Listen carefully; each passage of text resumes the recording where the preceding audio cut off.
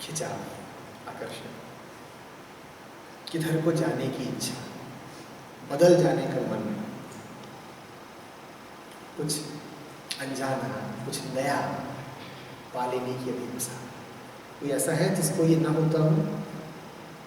कोई ऐसा है जो किधर को खिंचता ना हो? कोई है जिसको कुछ न कुछ आकर्षित न करता हो? सब है ना, सिर्फ उसी को प्रेम कहते हैं।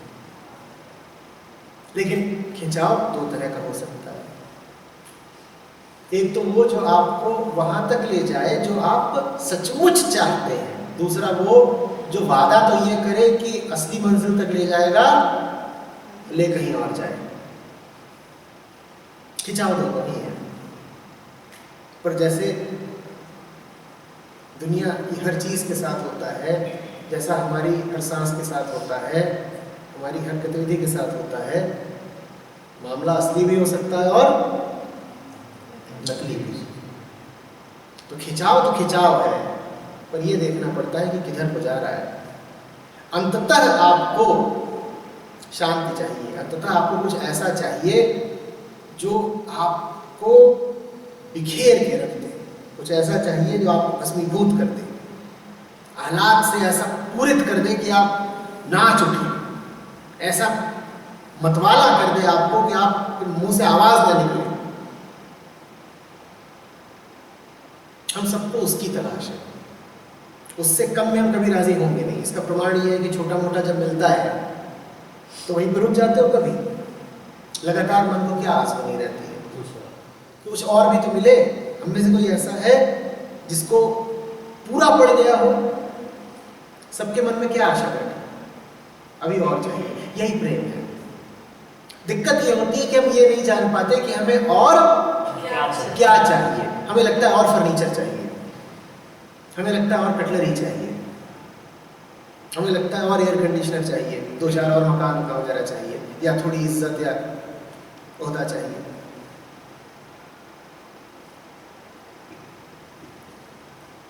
पता नहीं समझ में। और तो चाहिए, और क्या चाहिए? चाहने में बुराई नहीं है, दिक्कत यह है कि क्या चाह रहे हो, क्या चाहिए। चाहना तो शुभों में शुभ है।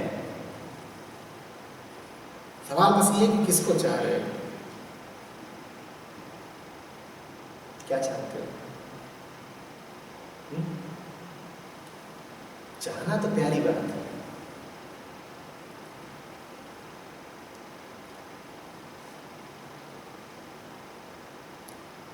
नितांत जो इच्छा है तुम्हारी, आखिरी बिल्कुल आत्यंतिक, जिसके बाद कोई और शेष नहीं रही, वो तो है मुक्ति। वो तो है कि कुछ ऐसा चाह ले जो हमें चाहने से ही मुक्त कर दे, चाहत ही खत्म कर दे। यार ये झंझट खत्म हो और चाहने का, क्योंकि जितनी बार चाहते हैं उतनी बार फिर निराशा भी तो मिलती है, और गुस्सा, और फिर और नई तैयारी, फिर और श्रम, फिर और परिणाम की अपेक्षा और प्रतीक्षा। यही सब तो होता है चाहने के साथ। अरे अभी रिजल्ट का इंतजार कर रहे हैं, तो कुछ ऐसा चाहिए कि सारी इंतजारी ही, ये चाहना ही रुखसत हो। कुछ ऐसा चाहो, चाहने का अंत वो तभी हो सकता है जब कुछ बहुत बड़ा मिल जाए। इसीलिए चाहते हम भी हैं और चाहती मीरा भी है।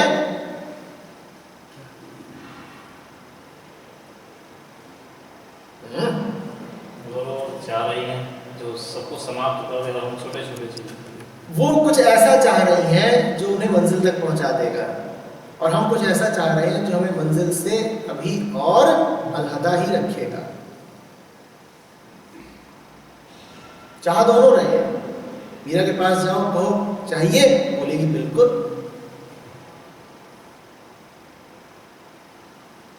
और जो खड़े फर्नीचर की दुकान के आगे उनसे पूछो चाहिए, वो कहेंगे बिल्कुल। चाहिए तो दोनों। तो जरा सा समझदारी से चाहना। तुम जिसको चाह रहे हो उसी को तुम्हारा जीवन बन जाना है। तुम जिसे चाह रहे हो वो तुम्हारे मन और व्यक्तित्व का आईना है। चक्र चलता है। तुम जैसे हो वैसे को ही तुम चाहने लगते हो, और जैसे को तुम चाहने लगते हो वो तुम्हें और वैसा ही बनाए रखता है जैसे तुम हो। समझ रहे हो बात को? फिर कहता हूं, इसको चक्र से सावधान रहना। तुम क्या चाहोगे, जैसा तुम्हारा मन है वैसे ही तुम्हारी चाहत होगी। और जितना तुम अपने मन को और अपने संसार को अपने द्वारा चाही हुई चीजों से भरते जाओगे, उतना तुम्हारा मन वैसा ही रहा आएगा जैसा वो है, बल्कि चाहतों में और घिरता जाएगा। मन तो प्रभावों पर चलता है ना। प्रभाव माने जो देखा नहीं सुना उसे प्रभाव कहते हैं।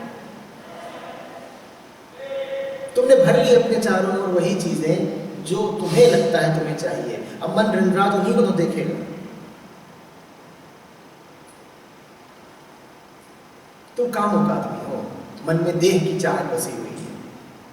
तुम उठा लाए कामुकता से भरे चित्र और तुमने टांग दिए दीवारों पर। अब क्या होगा? बोलो क्या होगा? तुम्हारी कामुकता को और ईंधन मिला, तुम्हारी वासना और उद्दीप्त हो जाएगी। तो जैसे तुम हो वैसी तुम सामग्री ले आए, और जैसी तुम सामग्री ले आए वैसे तुम और होते जाओगे। इसीलिए अपने चाहने पर जरा निगाह रखना। किसको घर उठा लाए, किसको अपना संसार बना लिया, किससे अपना माहौल भर लिया। मीरा के तो चहुदिश कृष्ण है और भीतर भी, वो अब नहीं भटक सकती। वो तो कृष्ण से भटकेगी तो कृष्ण के पास ही जाएगी, क्योंकि उसके लिए चारों तरफ क्या है? कह सकते हैं जैसे दिन सुबह उठे तो रूठ जाए कृष्ण से, क्या रे हटो तुम, बंसी बजैया, तोड़ते हैं तुम्हारी आज बंसी। भक्त करते हैं कभी कभी ऐसा, रूठते भी हैं भगवान से। तो लिया और कन्हैया को बक्से में बंद कर दिया कि तुम चलो इधर, हटाओ ये सब बांसुरी आसुरी। और बक्से से मुड़ी तो सामने कौन खड़े थे? हो गया। अब ऐसे में तुम्हारी मुक्ति सुरक्षित है, आश्वस्त है। अब तुम मुक्ति से फिसलोगे भी तो मुक्ति की ही गोद में जाके गिरोगे।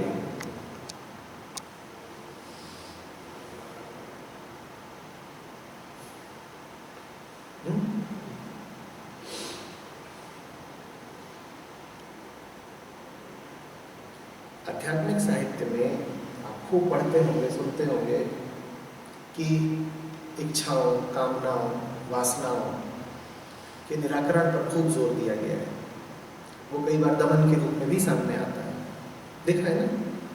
आप किसी आध्यात्मिक आदमी से मिलेंगे, यही कहेगा भाई इच्छाओं से बचना।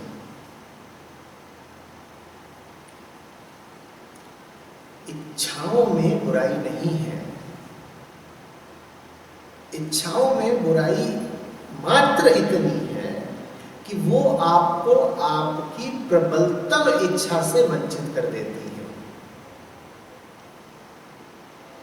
इच्छाओं का समझ लीजिए ऐसा है कि जैसे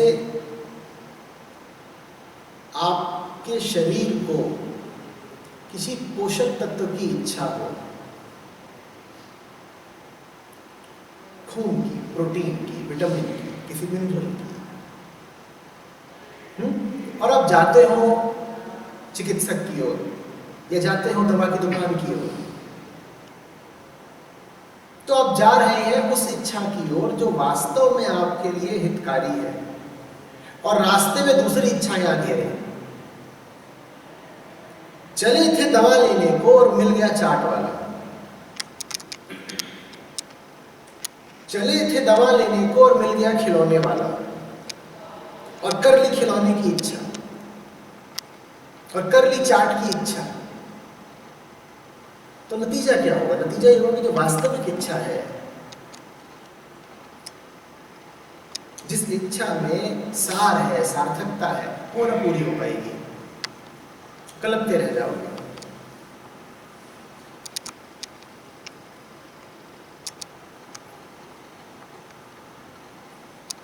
खूब चाहो, चाहने में अपना पूरा जोर लगा दो, असली हो जाओ। जीवन को इच्छा शून्य मत कर देना, जीवन को इच्छा से खाली मत कर देना। तुम्हारे चाहने में तो आग होनी चाहिए।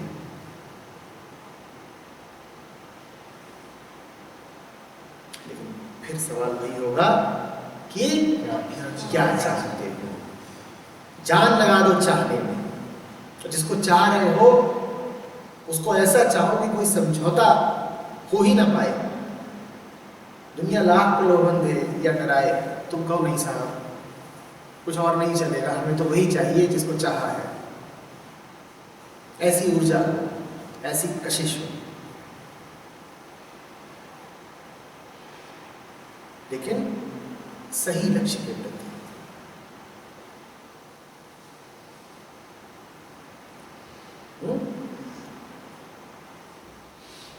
मीरा आम प्रेमिका नहीं है कि कोई मिला जिसका व्यक्तित्व जरा आकर्षक लगा, जिसको देख के मन उत्तेजित हुआ और उसकी तरफ खिंच गई कि वाह कितने सुंदर व्यक्तित्व वाला, कितनी सुंदर देह दृष्टि वाला व्यक्तित्व है, क्या आंखें हैं, क्या बाजू है, और पैसे वाला भी लगता है, और क्या नाचता है, क्या बांसुरी बजाता है, पता नहीं कहाँ सीख के आया है।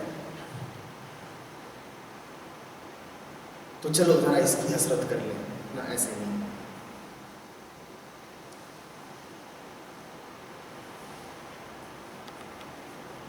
ऐसी चाहतों में जीवन की आग जाया मत कर देना। तुम्हारी आग आरक्षित होनी चाहिए सत्य के लिए। क्यों? क्योंकि तुम्हें वही चाहिए और कोई उत्तर नहीं है इसका। हम थोड़ी कह रहे, तुम खुद कह रहे, तुम्हारा दिल कह रहा है, तुम्हें ही तो चाहिए वो। और प्रमाण क्या है? कुछ और मिलता है तुम्हें संतुष्टि नहीं मिलती। ये मैं नहीं कह रहा, तुम्हारा दिल कह रहा है। मैं तो आईना हूं, तुम्हारी बात को तुम तक पहुंचा रहा हूं।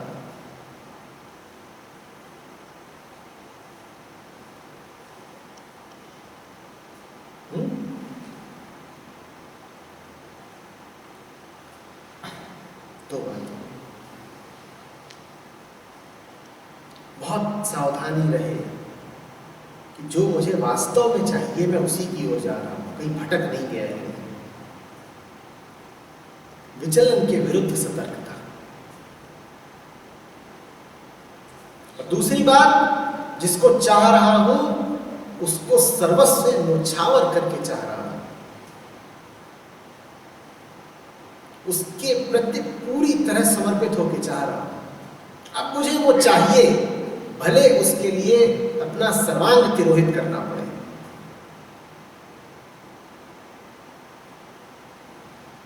आसानी से किसी को चाह नहीं दूंगा, पहले पक्का करूंगा कि चाहने लायक है कि नहीं।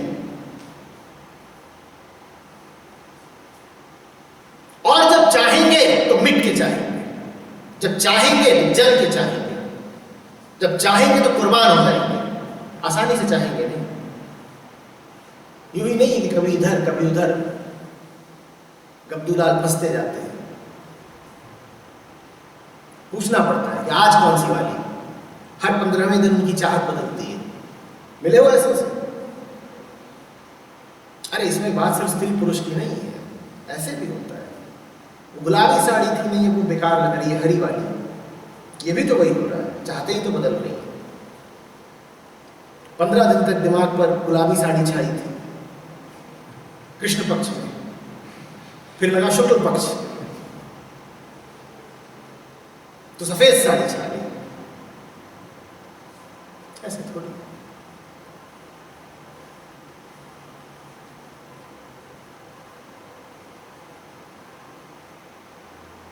सतर्क होकर चाहेंगे, पक्का कर लेंगे कि कौन ऐसा है जो प्रेमी का दर्जा पाने लायक है। जब तक पक्का नहीं करा तब तक कहीं जाने की जरूरत नहीं, जहां हो वहीं बैठे रहो। और एक बार पक्का हो गया तो फिर सर्वस्व न्योछावर है। सर्वस्व माने सर्वस्व, सर्व, पूरा का पूरा, कुछ पीछे बचा के नहीं रखना है।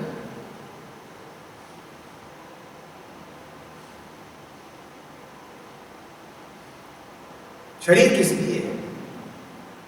ताकि आहुति दे सकूं इसकी वहां पहुंचाने के लिए, ईंधन बने मेरी यात्रा है शरीर। बुद्धि किस लिए है? ताकि रास्ता सुझा सके। पूरा का पूरा मेरा तंत्र किस लिए है? ताकि मुझे प्रेमी से मिला सके। ये सब कुछ मुझे मिला ही इसीलिए है ताकि इसका इस्तेमाल हो सके। ये उपाय मिला है मुझे वहां तक जाने का। ये इसलिए नहीं मिला है कि शरीर भोगा जाए। जबान इसलिए है कि राम का नाम ले, कदम इसलिए है कि मंदिर तक जाए, बुद्धि इसलिए है कि रास्ता बताए। इसे कहते हैं सर्वस्व को न्योछावर कर देना। मैं पूरा का पूरा इसलिए हूं ताकि मेरी पूरी व्यवस्था का इस्तेमाल हो सके वहां तक जाने के लिए।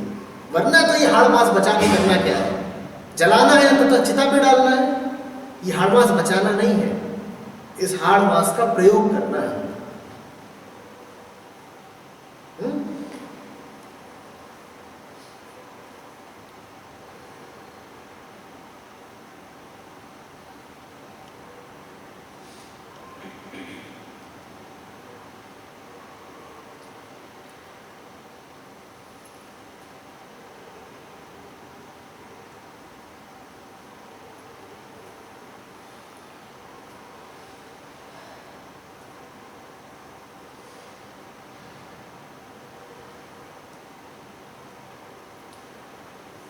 जब आप लोग एक साथ होते हैं, ग्रुप में होते हैं, तब मंथन होना चाहिए बहुत सारा। उस मंथन से ही वो सवाल निकलेंगे जो हमारी बातचीत में और गहराई लाएंगे। मंथन समझते हैं ना? मथना चाहिए, ग्रुप में मथनी चलनी चाहिए। उसमें से फिर क्या निकलता है? मक्खन। मक्खन मुझे पसंद है।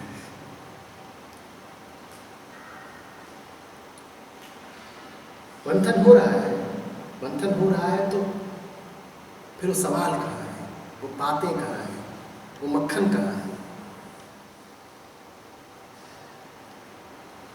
हम चर्चा कर रहे थे तो इसमें दो जगह पर एक वर्ड का इस्तेमाल हुआ था और ऐसा लग रहा था कि दोनों जगह अलग अलग है। पहले तो कलह और क्लेश के लिए इस्तेमाल हुआ टेंशन, जो तब होती है, इसमें बड़ी खूबसूरती से बताया गया कि जैसा कि आपने भी कहा कि मेरा काम है शीशा दिखाना, बिल्कुल मिरर। तो वही था कि असली रिश्ता वो जो शीशा दिखाते, रिवील करते हैं। तो एक टेंशन तो जो हमारी जनरल कलह होती है जिसमें कि हम और दूर जाते रहते हैं, और एक टेंशन वो होती है जो रिवील होने की टेंशन होती है। जब आप उभरते हो तब जो टेंशन होती है, तो दोनों देखने में टेंशन है पर उनकी डायरेक्शन है। तो जो सवाल निकल रहा था वो एक तरीके की प्लीडिंग भी थी। सवाल ये था कि जब ये पढ़ रहे हैं तो ऐसा लग रहा है कि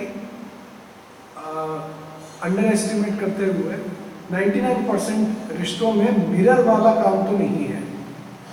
ऐसा ही है कि मैं तुम्हारी छुपाता हूं तो मेरी छुपाओ, फिर क्या करें? देखिए कि नुकसान है और क्या।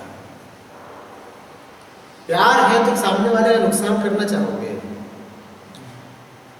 प्यार है तो सामने वाले को आईने की जगह झूठी तस्वीर दिखाना चाहोगे?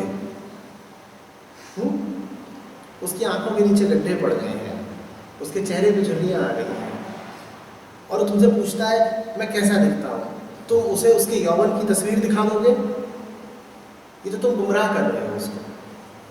कर रहे हो कि नहीं? Yes. आईना दिखाने का क्या मतलब होता है? आईना दिखाने का मतलब ये होता है तात्कालिक रूप से तुझे चोट लगेगी, तुझे जरा झटका लग सकता है अपने चेहरे की हालत देख करके, पर इस झटके से तेरी चिकित्सा शुरू होती है। जरा सा जो दर्द हो रहा है, इस दर्द से तेरे स्वास्थ्य का द्वार खुलता है।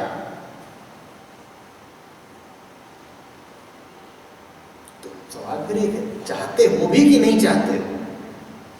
जो चाहता होगा वो अपनी आंखों के सामने अपने प्रिय का नुकसान होते कैसे देख लेगा? और अगर नुकसान देखे जा रहे हो तो हटाओ ये सब बातें कि चाहते हैं इत्यादि। फिर तो सीधे बोलो कि बस किसी तरीके से एक जुगाड़ू व्यवस्था चल रही है, किसी तरीके से समय काटने का आयोजन चल रहा है कि भाई 10-20 साल मेरे बचे होंगे, 10-20 साल तेरे बचे होंगे, किसी तरीके से काट ले। जैसे कि बस की सीट में दो लोग अगल बगल बैठ गए हो, गिन्ने बना रही हो, पर दोनों एक दूसरे को सांत्वना दे रहे हो या अपने आप को सांत्वना दे रहे हो। करना क्या है? अगले स्टेशन पर इसने उतर जाना है और उसके अगले पर मुझे उतर जाना है, तो थोड़ी देर की बात है, निभा लो। ऐसे ही करते हो। तो तुम्हारे पिता से या तुम्हारी पत्नी से या तुम्हारे पड़ोसी से या पूरे संसार से रिश्ता कैसा है? ऐसा ही कि बस की सीट बगल में कोई बैठ गया है और वो सुहा नहीं रहा है, लेकिन तुम अपने आप को क्या सांत्वना दे रहे हो? क्या रे उतर ही जाएगा आगे। और वो अपने आप को क्या दिलासा दे रहा है? अरे भाई 4 घंटे की बात है, अब 4 घंटे होगी 40 साल, कोई अंतर है? हम भी तो ऐसे ही जिए जाते हैं। ठीक है, कितना परेशान करेगी, बुढ़ा तो गई है।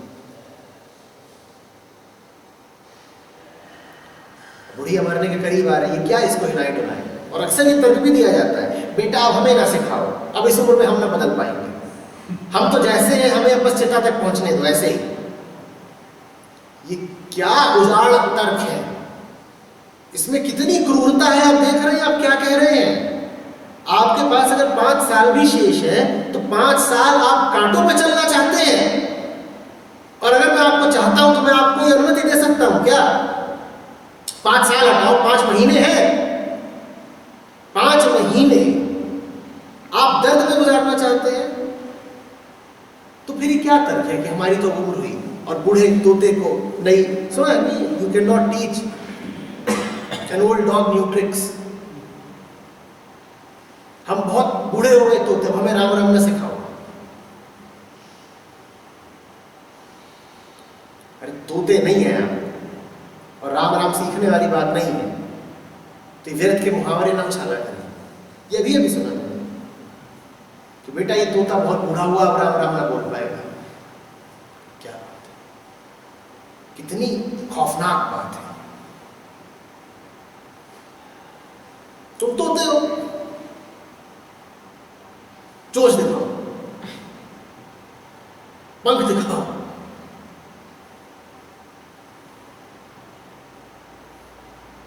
और राम राम को रटने वाली बात है, तुम्हें रटाया जा रहा है। दिल की बात है ना, जहां प्यार होता है वहां ये सब निभाने और समन्वय की बातें नहीं चलती। थोड़ी तुम्हारी थोड़ी हमारी, प्यार इसी को तो कहते हैं, नहीं तो तानाशाही हो जाएगी। प्यार का मतलब ही होता है सत्य की तानाशाही। हम भी उसके प्यारे, तुम भी उसके गुलाम, वो मालिक अकेला। उसमें ये नहीं होता कि थोड़ी सच्चाई की और थोड़ी झूठाई की। आज अरहर और उड़द की दाल बनाई है, थोड़ी इस रंग की, थोड़ी उस रंग की, थोड़ी पीली, थोड़ी काली। ऐसे तो हमारी गृहस्थी चलती है, अरहर उड़द की दाल जैसी, घरों में खूब बनती है।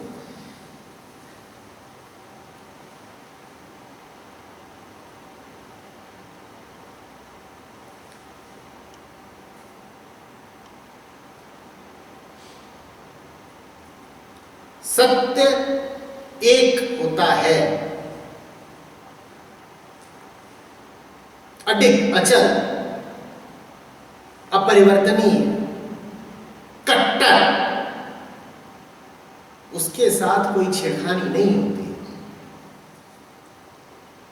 प्यार का मतलब होता है उस सच्चाई की ओर बढ़ना और अपने साथी का दामन पकड़े रहना कि जैसे मैं बढ़ूंगा तू भी बढ़ेगा।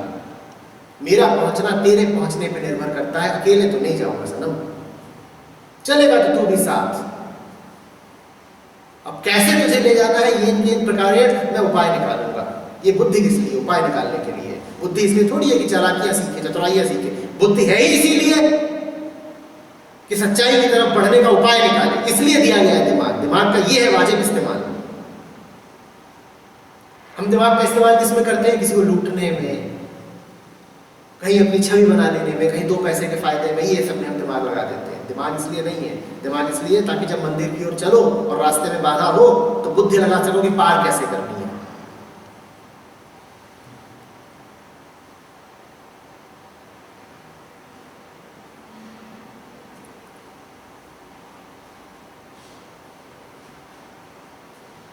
और यहाँ कोई ऐसा नहीं जिसकी बहुत उम्र हो गई है। आज प्रातः भी मैंने कहा था आपसे, मुझे तो आप छोटी बच्ची से दिखती हैं, वही मासूमियत है और वैसी ही शुरुआत दिख रही है। तो कोई ये तर्क ना दे कि हमारी उम्र अब ज्यादा हुई।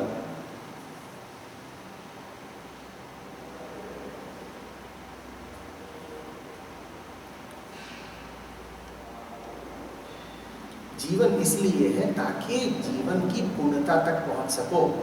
आखिरी दम तक भी जीवन इसीलिए है, और आखिरी दम में भी अगर पहुंच गए पूर्णता तक तो जीवन सार्थक हो गया। कोई पहुंचा होगा 20 की आयु में, कोई पहुंचा होगा 40 की आयु में, तुम अपने आखिरी दिन पहुंच जाओ, तुम बिल्कुल उन्हीं की चोटी में आ गए जो पहुंच गए। अब फर्क नहीं पड़ता कि कौन 20 में पहुंचा था और कौन 80 में पहुंचा, सब पहुंचे हुए कहलाएंगे, सब एक हो गए। तो ये मत कहना कि अब तो हमारा आखिरी साल चल रहा है। अरे आखिरी साल चल रहा है तो भी अभी 365 दिन है ना, लगे रहो, क्या पता आखिरी क्षण में हो जाए।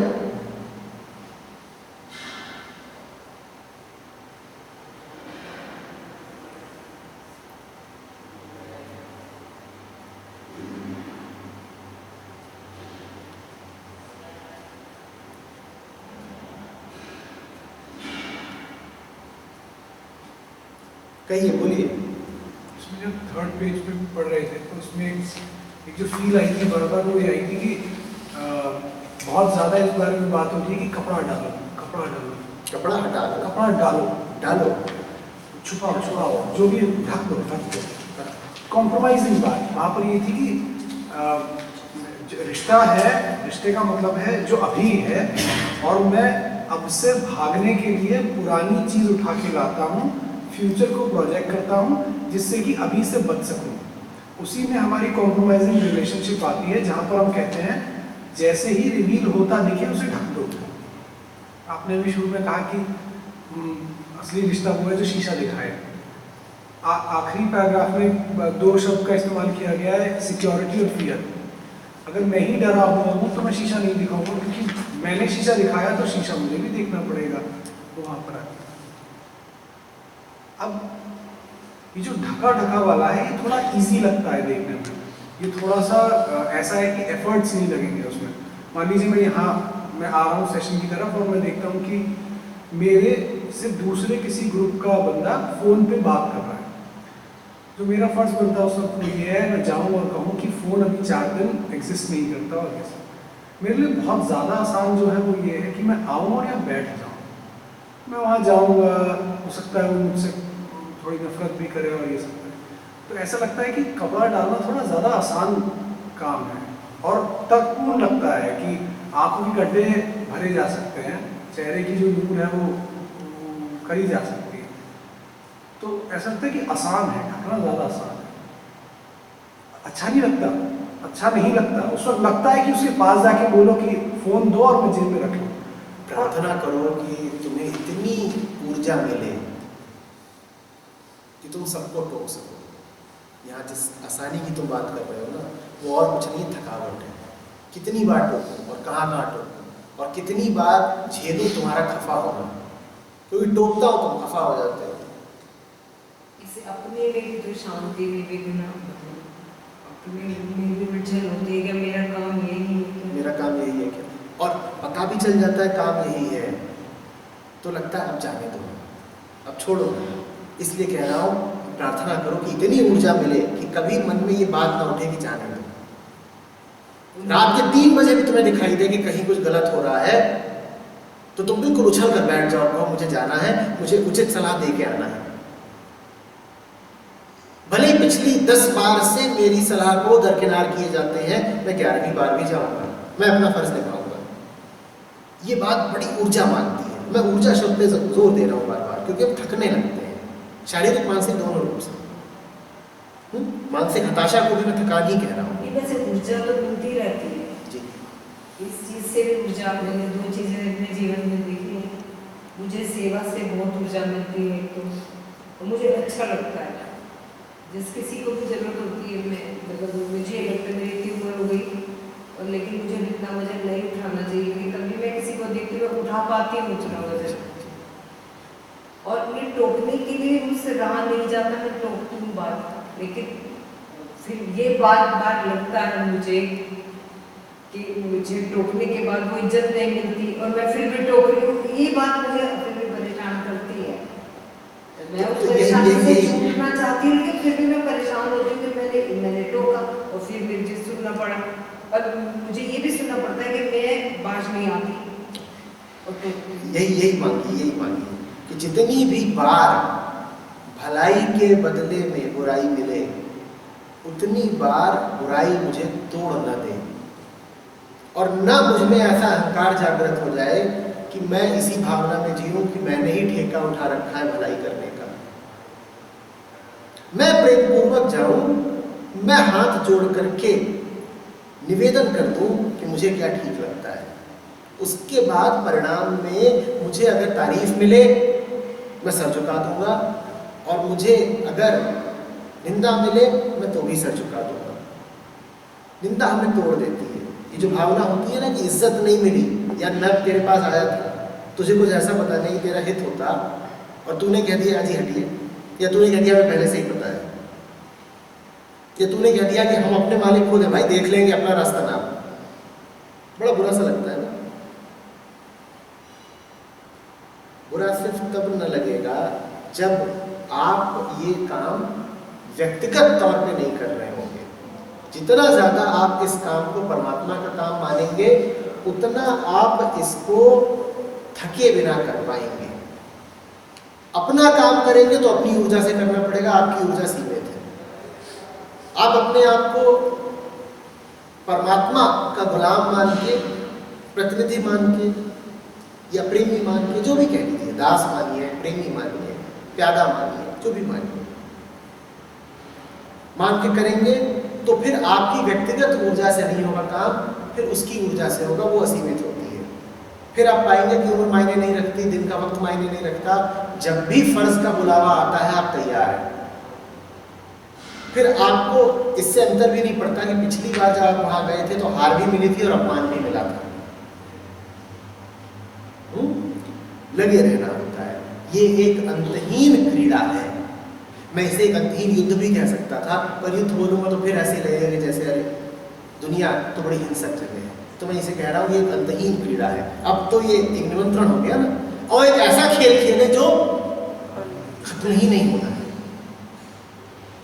हाँ, उसको आप अपना व्यक्तिगत खेल मानोगे तो अंतहीन युद्ध बन जाएगा, फिर संघर्ष करना पड़ेगा। मानो कि परमात्मा का खेल है, आप क्या दें, आपको फर्ज दिया गया है भाई, आप अपना काम कर रहे हो और आपकी निष्ठा बस उसके प्रति है। आपको अगर कोई नापने तौलने वाला भी है तो वो फैसला करेगा कि आप इज्जत के काबिल हो कि नहीं। दुनिया की निगाहों में चढ़ गए और उसकी निगाह से उतर गए तो क्या पा लिया?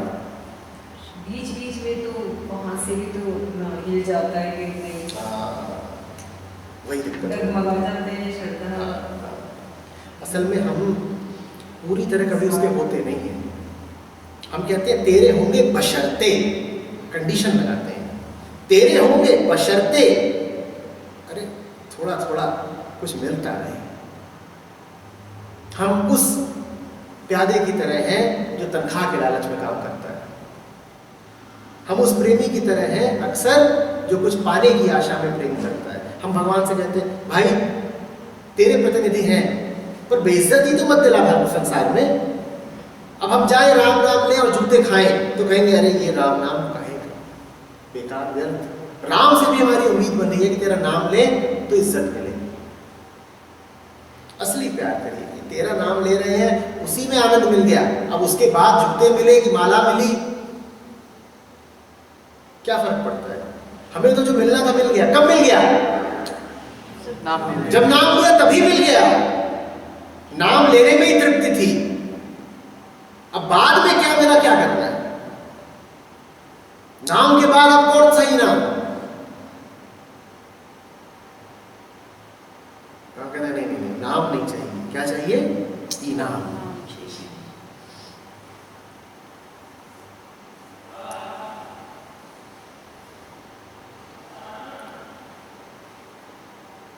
हम सब जानते हैं अपनी अपनी सीमाओं में थोड़ा थोड़ा ही सही, पर हम सबको भनक तो लगती रहती है कि क्या सही है हमारे लिए, लगती है कि नहीं लगती है। मैं आखिर इतनी बातें करता हूँ इसी आधार पर करता हूँ, क्योंकि अगर आपको भनक भी नहीं लग रही है तो मेरा बोलना व्यर्थ जाना है। आप जाते हैं चिकित्सक के पास, वो आपका इलाज तभी तो करता है ना जब तक आपकी सांस जरा सी बची होती है। आप मुर्दे ही हो तो कौन सा चिकित्सक आपका इलाज करेगा? जवाब दीजिए। जरा से प्राण आप में होते हैं चिकित्सक तभी तो इलाज करता है, कहता है अभी है तो मैं इलाज कर रहा हूं। तो मैं भी आपसे जितनी बातें करता हूं इसी बिना पर करता हूं कि अभी सांस चल रही है, अभी धड़कन बाकी है, अभी रोशनी है, अभी आपको भनक लगती है परमात्मा की, सत्य की। आप जानते हैं दिल ही दिल में कि आपके लिए सही क्या है। तो मैं तो सिर्फ खड़ा होकर के वो जो प्राण संकुचित हो रहे होते हैं उनको जरा ईंधन देता हूँ, जरा ऊर्जा देता हूँ, जरा प्रोत्साहन देता हूँ, बुलाता हूँ, आमंत्रण देता हूँ। वो प्राण शक्ति आपकी अपनी है, वो आग आपकी अपनी है, मैं उसे बस हवा देता हूं।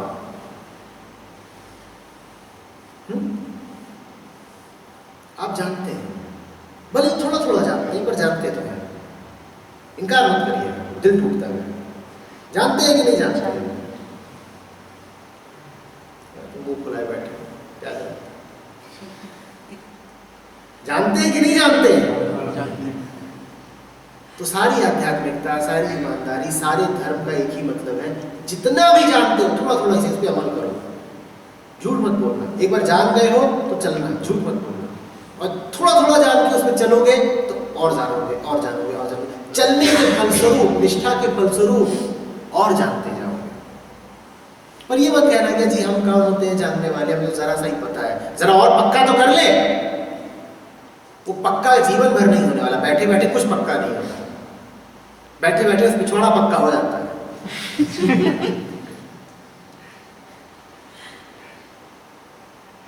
चलो चरई बेती कहते हैं उपनिषद, चलते रहो। जितना थोड़ा पता है उसी पे चलो और पढ़ोगे सच्चाई की ओर, वो और खींचेगी।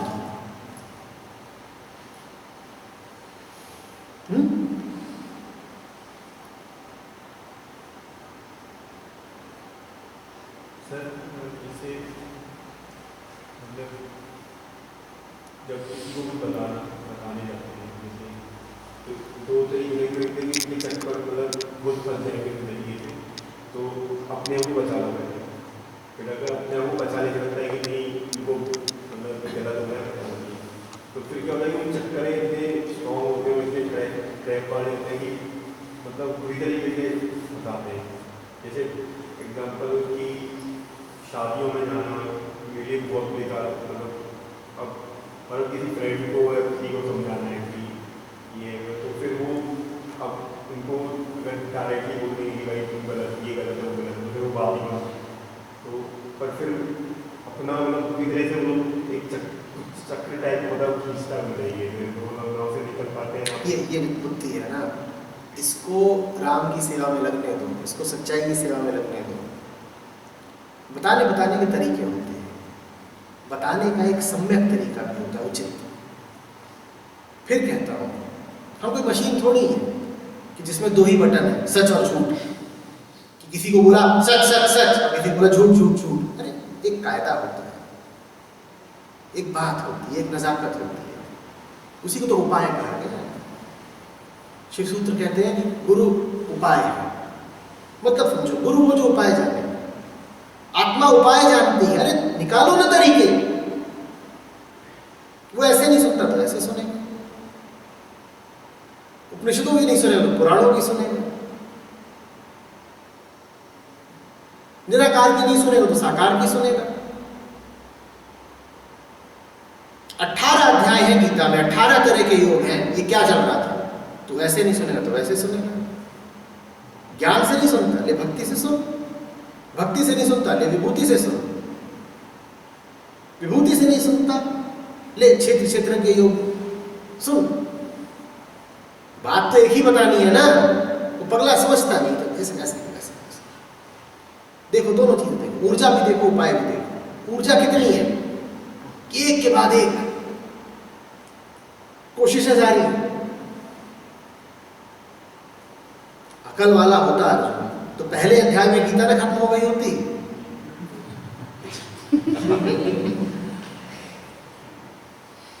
कृष्ण की भी जिद देखो, लड़ेगा तो है, भागने तो धूमका नहीं तुझे यहां से।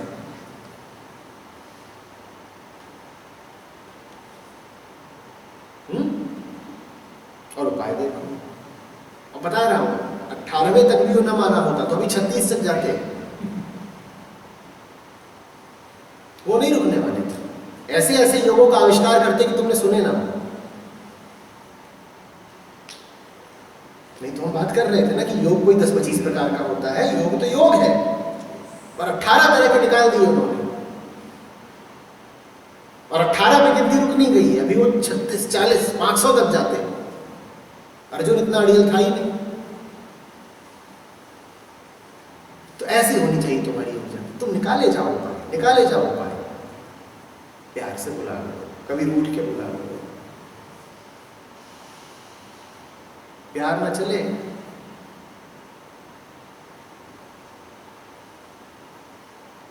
तो रूठना चलेगा, सच ना चले तो झूठना चलेगा।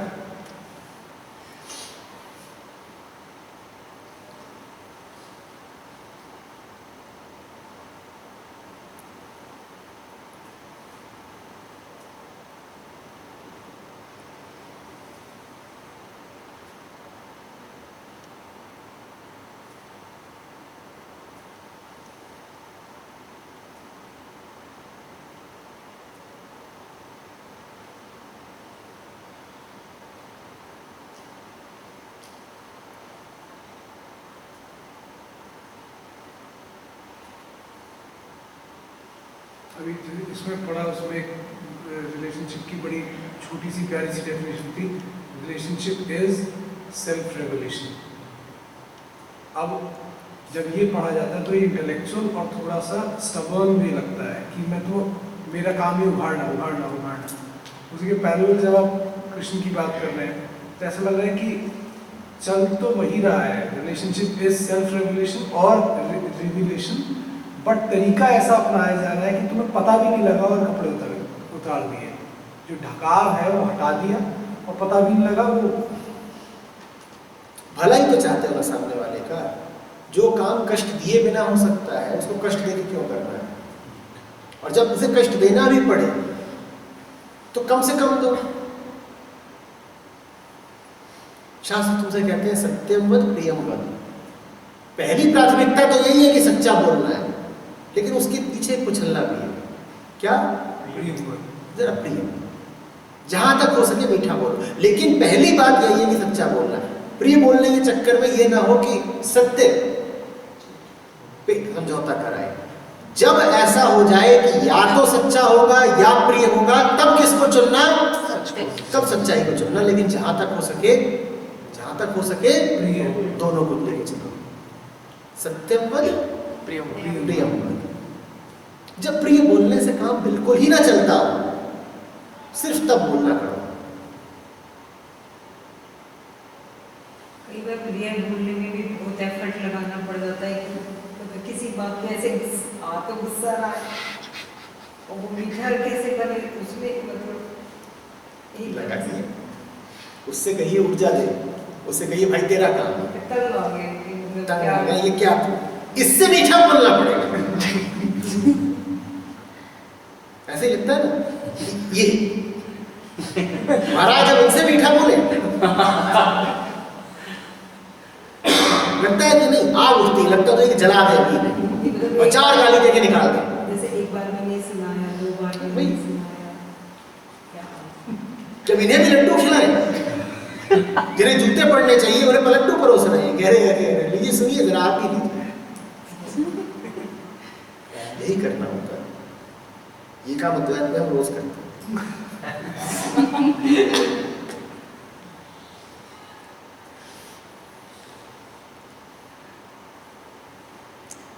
बहुत जरूरी है। देखिए इतना बुरा कोई नहीं होता कि उससे नफरत ही करने लग जाए। रोजमर्रा में हो जाता है ना, ऐसे कि जैसे एक ही बात को बार बार करना पड़ रहा है, तो जैसे बच्चों के साथ रिलेट करके देखें, अरे नहीं ये नहीं मान रहा है, तो बच्चा है तो उसको मैं अपने इसको पहली बार भी ना डांट दिया जाए, लगता है लेकिन जैसे तैयार रहते हैं कि आज भी ये वही काम करने वाला कल किया था, तो कल तो मैंने बहुत जोर लगा कि प्यार से बोला था, तो आज मैं पहले डांट में ये काम करके काम खत्म कर। सैद्धांतिक रूप से आप जो बात कह रही हैं वो उचित लगती है कि जब इसे मानना डांट से ही है तो 9 बार प्यार से क्यों बोले, जब मुझे पता है कि 10वीं बार ये सुनेगा तभी जब डांट दिया जाएगा, पहली बार में डांट क्यों ना दें।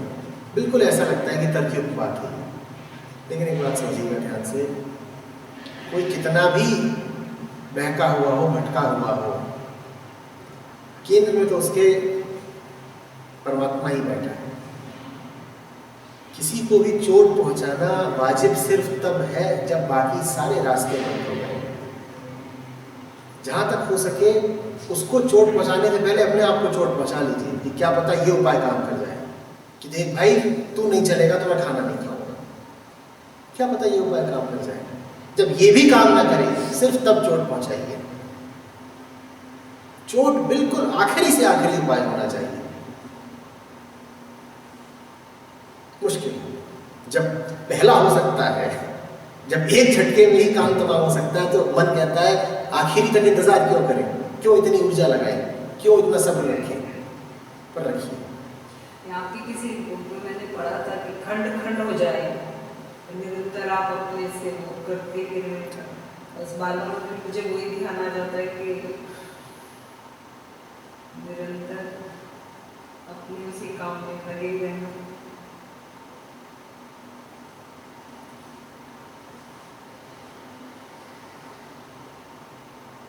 उल्टा जब त्याग से ज़्यादा आसानी से काम हो जाता है। कभी कभी जो आप कहते हो कबीर साचा सूरमा लड़े धनी के हेत पुरजा पुरजा होए रहे तबो न जाने। खंड खंड हो गए, टुकड़ा टुकड़ा, पुरजा पुरजा हो गए। अब बड़ी बात है इसमें, पुरजा पुरजा हो गए और लगे हुए हैं। और ऐसा नहीं है कि अपनी किस्मत कोस रहे हैं, क्या है खून ही खून है, चोट ही चोट है, दर्द ही दर्द है, तब भी मौज है। सामने वाला इसी बात पे हार जाएगा, इसी अदा पे कुर्बान हो जाएगा। तो कहेगा भाई तू जीता और तू मालिक बता क्या करना है। तू हार के भी जीत गया, ये हार के जीतना सीखिए। फिर वो वार आप पे करेगा, चोट उस पे पहुंचेगी।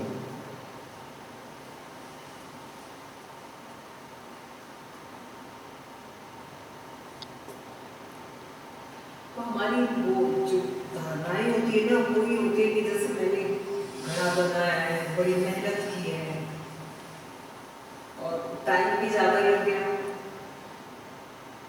लेकिन कई बार ऐसा होता है बना बनाया ही कोई और आके तोड़ देता है, फिर लगता है कि क्या किया आपने। तो क्या ऐसे विचारों को भी कैसे रोके। घड़े से भलाई होती थी, मतलब घड़े से अगर भलाई होती थी तो दोबारा बना लीजिए, अन्यथा शुभ ही हुआ, घड़ा टूट गया। वो घड़ा अगर वास्तव में देवताओं को जल चढ़ाने के लिए इस्तेमाल होता था तो दोबारा गढ़िए या कोई अन्य उपाय निकालिए, और अगर वो घड़ा सिर्फ धन का संचय करने के लिए था तो भला वो नहीं टूटा। कई बार ज्यादा अच्छा ये होता है कि हमारे घड़े सुराही सब टूट जाए, वो ज्यादा अच्छा होता है। याद ही है ना कबीर का, बना हुआ कि मटकी फूटी, भला हुआ मेरी मटकी टूटी, अब मैं पनिया भरन से छूटी। तो अच्छा हुआ कि आगे घड़ा तोड़ गया, नहीं तो रोज रोज की वही बेगारी थी, पानी भरो और ये करो। उसके आगे भी गए कभी, आप हैरान रह जाएंगे, भला हुआ मेरी माला टूटी, अब मैं भजन करन से छूटी।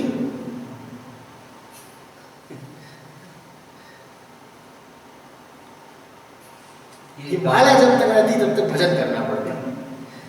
एक गाने से चल रहा था तो एक रमन केंद्र में पीछे से गा रहे थे, तो एक आए वो व्यक्ति कहते ये तो अच्छा नहीं हुआ, ये तो राम भजन से छूट गए, ये तो अच्छा नहीं। उनको उत्तर देना था कि राम कभी खुद को भजते हैं, जब जाकर के मिल ही गए राम से, बैठ ही गए उनके चरणों पे, तो अब क्या भजे, राम ही तो हो गए। राम कभी राम को भजते हैं, पागलपन लगेगा कि राम कह रहे हैं वाह राम वाह राम वाह। अब क्या भजना? अब तो सुमिरन मेरा हरि करें, पाछे पाछे हरि फिरे, हम क्या करें? मजेदार है कि नहीं? पीछे पीछे हरि कर रहे हो, तुम कह रहे हैं यार तुम बहुत परेशान कर रहे हो, और कह रहे हैं थोड़ा सा जरा सी बात से, तो तुम कह रहे हो ठीक है 2 घंटे बाद आ। ये होता है उनका जो राम हो जाते हैं, राम उनके दास हो जाते हैं जो राम हो जाते हैं, पीछे पीछे फिरेंगे।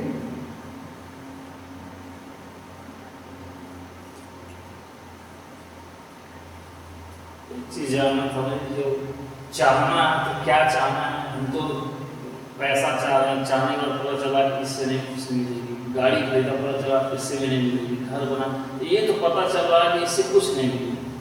तो जो थोड़ा थोड़ा तो पता है ना क्या चाह रहे हो, हाँ क्या चाह रहे हैं। तो जो ज्ञात है उसको पा रहे हैं तो पता चला कि इससे तो नहीं मिलेगी, इतना पता चल रहा है। वो जो अज्ञात है उसकी भी कुछ तो झलक मिली हुई है। वो जो अज्ञात है वो किस रूप में तुम्हारे सामने आता है? वो शांति रूप है, वो सुकून है, वो विश्राम है।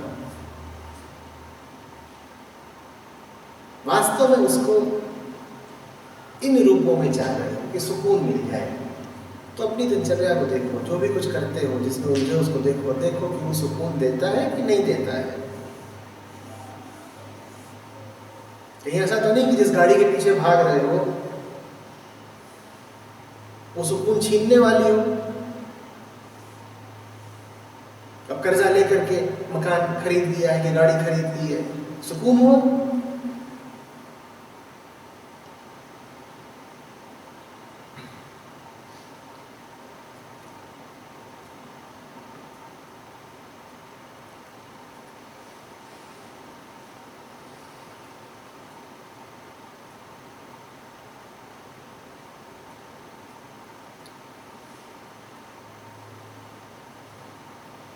एक दास हो जाना माने क्या होता है? जैसे मैं जब अपनी मर्जी को महत्व न देना।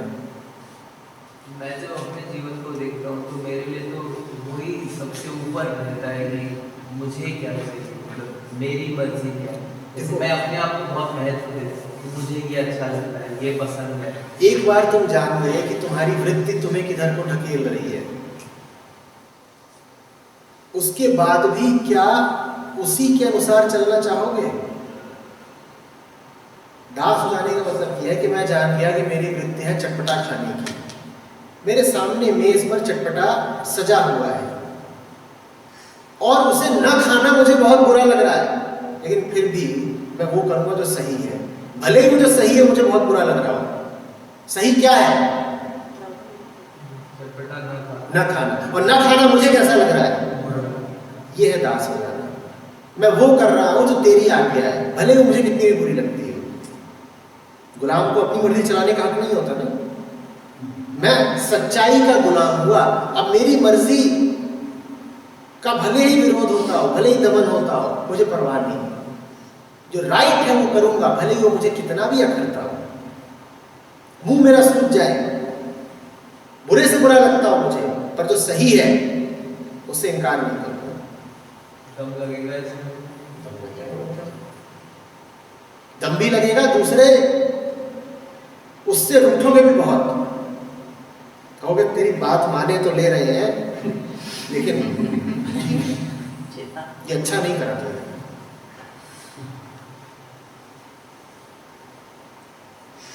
कभी देखो तुम्हारा कोई प्रिय हो और वो वजन कम करने की कोशिश कर रहा हो, और उसने तुमसे ही अनुरोध किया हो कि मेरी मदद करो वजन कम करने में, और वो बैठे पिज्जा खाने और तुम उसके सामने से हटा दो, और उसे याद दिलाओ कि तुम्ही ने मुझसे कहा था कि वजन कम करने में मदद करना मेरी, तो इस नाते में तुम्हारे सामने से पिज्जा हटाई देता हूँ। वो तब भी तुमसे नाराज ही होगा, मुंह तो खुलाएगा ही। तो हम तो दोबारा से नाराज होते हुए के सामने रख देंगे कि तुम नाराज हो, तो अब ये तो आपके खा ले। प्यार की गहराई पर है, और खा ले और तभी उसे आ जाए हृदयाघात और वहीं लौटने लग जाए, तो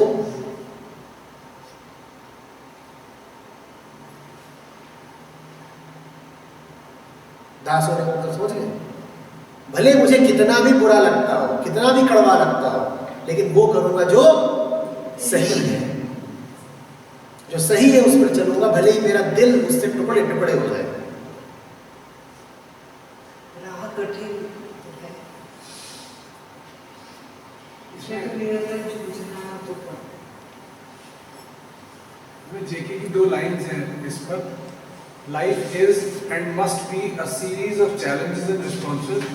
The challenge is not according to our likes and dislikes, not according to our particular desires, but assumes different forms at different times. And if we have the capacity to meet that challenge adequately, fully, directly, then there is no problem.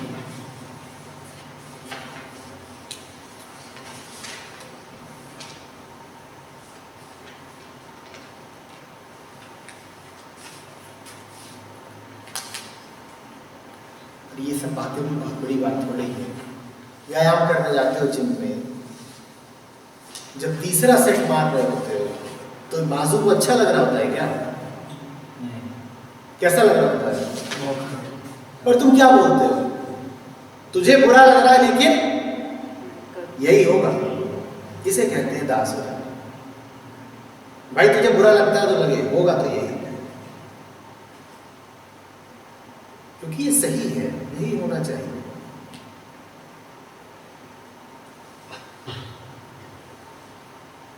और मुझे पता नहीं है क्या कि आपको भूख लग रही है पर नींद भी आ रही है, पर होगा तो वो तो सही है। और सही ये है कि हम ये बात करते हैं, चर्चा होती है।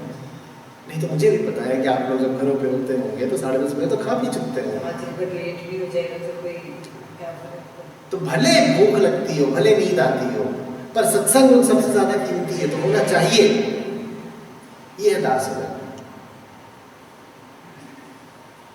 अब देखिए, इस बार कैंप में कुछ लोग विदेशों से हैं और कुछ लोग ऐसे हैं जो हिंदी में ही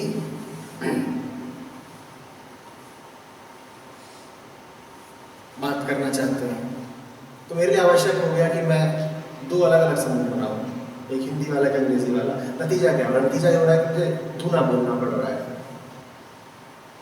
मेरे लिए कितना आसान होता ना, मैं सबको एक में कर देता और थोड़ा हिंदी बोलता, थोड़ा अंग्रेजी बोलता, पर वो दोनों के साथ अन्याय होता। तो भले ही अब मेरे गले पर चोट पड़ रही है, मुझे धुना श्रम करना पड़ रहा है, पर मैं वो करूंगा ना जो सही है, भले मुझे बुरा लगता हो। खाना आपने नहीं खाया, मैंने भी नहीं खाया।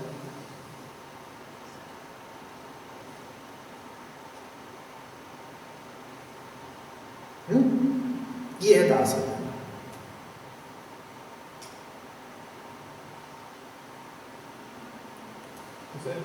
शरीर रजिस्ट करता है, वो मात्र आदत है, वो मतलब हेल्थ नहीं है। मतलब अगर शरीर और सच तो एक साथ सिंपल होनी चाहिए, बट ऐसा क्यों नहीं है? रजिस्ट क्यों करता है शरीर? शरीर की अपनी मांगे हैं। शरीर ने बिल्कुल ठेका नहीं उठा रखा सत्य का और समर्पण का। आप समर्पित ना रहिए, हो सकता है बहुत हट्टे कट्टे जिए, और आप फकीरों को कई बार देखेंगे कृष्णाय होंगे, इतने पहलवान घूम रहे होते हैं, वो क्या कोई योगी होते हैं? महाभोगी होते हैं, और ऐसे हट्टे कट्टे घूम रहे हैं। तो शरीर का सत्य से कोई विशेष नाता इत्यादि नहीं है। इसीलिए मैंने कहा शरीर का अपना कोई प्रयोजन नहीं है, शरीर का सिर्फ एक प्रयोजन होना चाहिए, क्या? कि ईंधन की तरह इसको इस्तेमाल करिए। इन टांगों का एक ही इस्तेमाल है कि मंजिल तक ले जाएं। ये इस्तेमाल नहीं है कि इनको आप बलशाली बनाएं और सुंदर बनाएं और सजाएं। टांगों की कीमत तभी है जब वो मंजिल तक ले जाए। शरीर का अपना कोई महत्व नहीं है। इसीलिए संतों ने शरीर की कुर्बानी देने में कोई विचार ही नहीं किया। बोले ये इसकी क्या कीमत है, ये तो था ही इसीलिए कि मंजिल तक ले जाए। अब मंजिल सामने खड़ी है, इसको बचाएंगे क्या? ले जाओ रे, इसे चढ़ा दो सूली पे।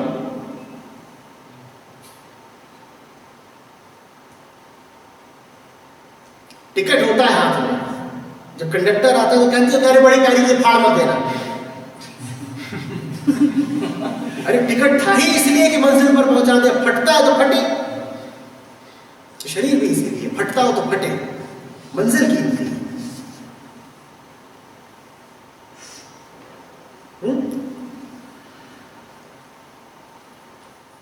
कृपा